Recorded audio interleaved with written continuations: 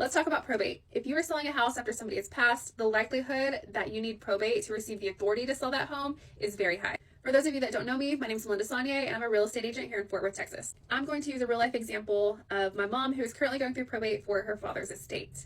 Even though there was a will that granted her as the executor of the estate, and it said all assets are to be sold and split evenly between her and her brother, that will still had to be probated. A couple reasons we had to go through probate is because the properties that my grandfather owned were solely in his name and there were no transfer on death deeds.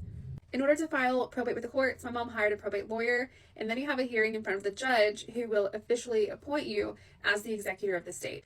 Once you've been appointed as executor of the estate and letters of testimony have been issued, you can now legally list and sell the properties.